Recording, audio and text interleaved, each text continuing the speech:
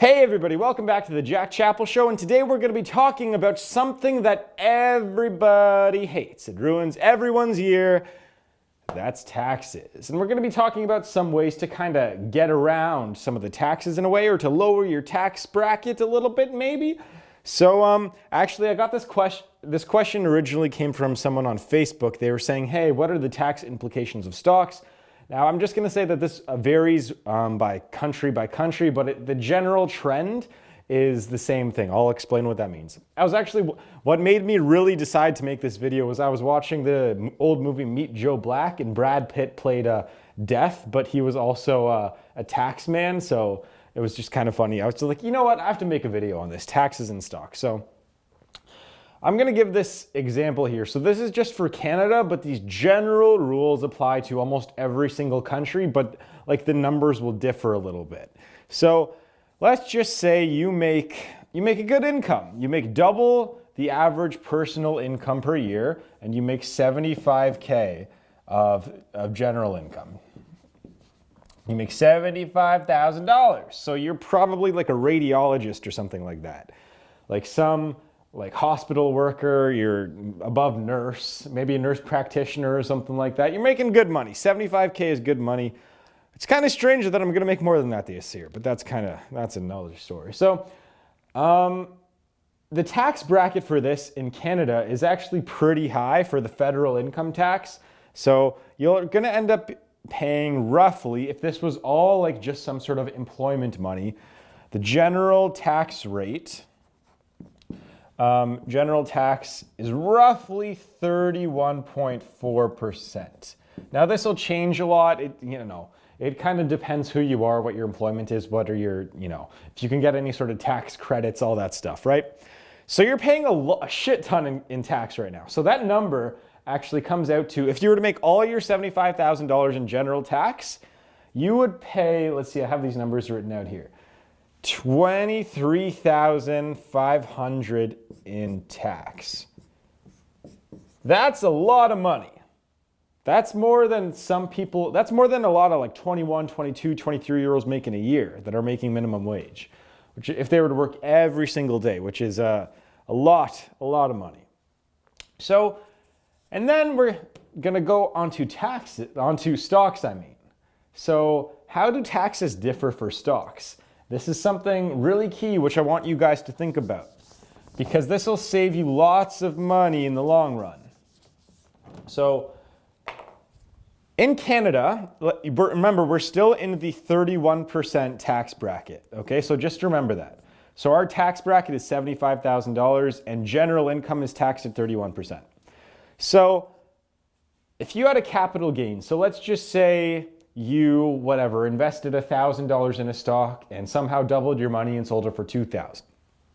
So that money, the capital gains, so CG, capital gains, is taxed at roughly, for this person, for this example, at half. I didn't even have to look at that. Why did I even have to look at the number here? At 15.7%. And Canada has this law, which is kind of similar to most countries around the world, that only half of your capital gains are taxable. So half of the money you make from your capital gains, it won't even show up on your taxes whatsoever. So that's why it's exactly half, pretty much. Like the general tax rate is pretty much 31% for this person, and their capital gains tax is half. It's kind of cool. So yeah, only half of your capital gains are taxable in Canada. So we're gonna actually move on to the next one. So for this person making $75K a year, their capital gains tax is 15.7%, meaning that, also I'll do an example here. If all of your income was capital gains, it would only be, and you made $75,000 off of only capital gains, you would only have to pay about $11,700 in taxes for this person, for only capital gains. Capital gains. That's a big difference. Remember that the first example was $23,000, double? It's a big tax break you get here for doing capital gains. Now this is for Canadian companies, by the way. So generally, what happens is within your own country, they want to kind of promote investing in domestically in American companies. If you're in America, they want, Canadian government wants you to invest in Canadian companies if you live there. So they give you a bigger tax break if you do that. So now we're going to move on to dividends, which can be, if you are an average income earner, they could be your biggest tax break, like possible in your life. So dividends, if you were to make 75K just off of dividends straight up, you would be taxed at, I think it's about what's the number there? It's 8.92%. My apologies.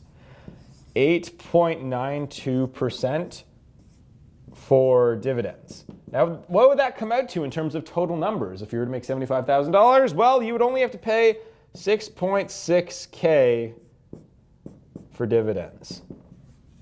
See the tax implications we got here? Now, if you were to make all your money off dividends and you were to make $1 million, they're actually taxed at about the same rate as personal income in Canada. So it's kind of weird. I won't go through that in this video, but it's weird in Canada. Like, you can get giant tax breaks off of dividends if you're making like 50 grand a year total.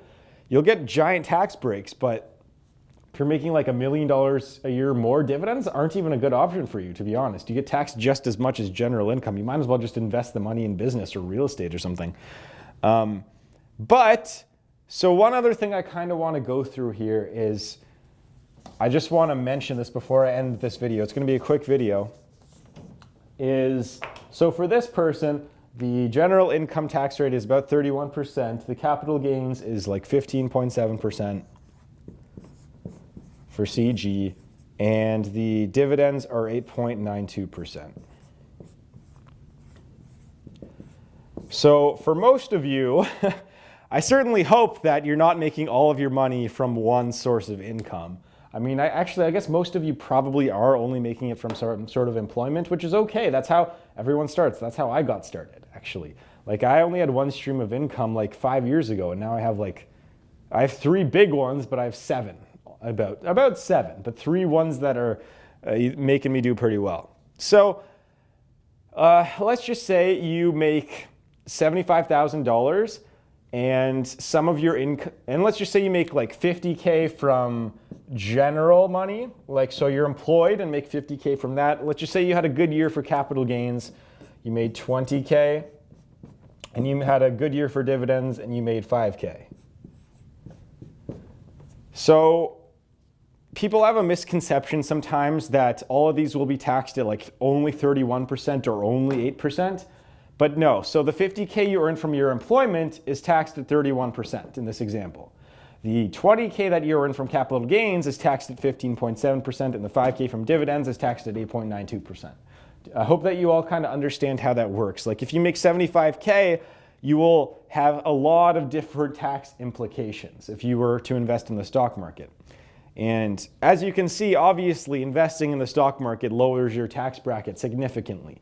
If for the average person, once you get to a higher income, stocks don't really do too much for you, but average income or lower income, they will knock your tax bracket in half if you do well. Well, not knock it in half, but I mean, your capital gains are half of what your personal income tax bracket is.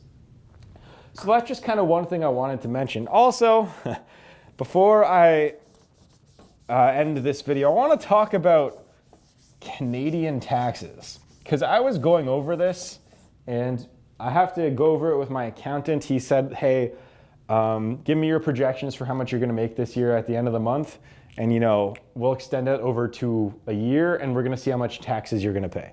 So I'm probably, as I said in my another video, I'm probably going to make about 100K, maybe like 75K, something like that. That's backwards. Anyways, something like that. And I was going over this number. I'm probably going to end up paying somewhere between $25,000 and $35,000 in tax, which is quite amazing considering that most people my age are making this amount. It's kind of got me like scratching my head, like, should I move to the States? Like, I would be taxed at less than half the amount if I were to move to the States and do that, right? I don't know. It's just kind of something to think about. And one other thing, I was looking at, just as my dream scenario, making like $1 million or more a year. So if you were to make $1 million straight up in Canada, and it was all from your business, generally speaking, more than half of your money will go to the tax man. You're gonna have to give about $550K in taxes to Canada, to the government. Now this is why I think in some scenarios taxes should be lowered. I mean, like honestly, a year ago I was just like, yeah, taxes 50%, whatever. Okay, that's high, but okay. But once it decreases my motivation to want to do well. I was looking over this today, and I know still I'd be making $450K, but like in this dream scenario, right? Hopefully that happens by the time I'm 30. That's my goal. But like at the end of the day, that's a lot of money to go to the taxes.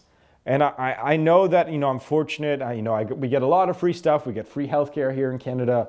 It pays for all the roads and all the garbage pickup and all the recycling and all the free stuff we get here. Education, public school system, all that stuff. But I seriously wish that taxes at this point in time were a little bit lower. Like, don't take more than half of someone's money. That's kind of that's what I was brought up on. I mean, when I was a kid, I believe that taxes in Canada were 49% maximum. And now they're like 53, 54% because all these young liberal people think that taxing someone 70% will make everything great for the country, but not necessarily. It's gonna decrease productivity and like I said, I'm not as motivated to work as hard when I looked at that. I mean, I'm still going to, but like it's just tough, And sure, I shouldn't be complaining about $450K a year if I were to make that after taxes. But it's just, I don't know, it just kind of gets to me a little bit. So anyways, what do you guys think of that? What's your tax bracket? I'm guessing it's probably in, around average personal income. So it's $31,000 is average personal income in the United States, $32,000. So I'm guessing that in the United States, it'd be around 10% for you people. I'm not quite sure. I don't even know what that is in Canada, to be honest. I don't even know how much I paid in taxes. Anyways, I'm going to wrap up that video. I've been talking for too long. This was supposed to be a short video, but I'd like to thank you very much for watching. You're all very beautiful people, and I'll see you guys in the next video.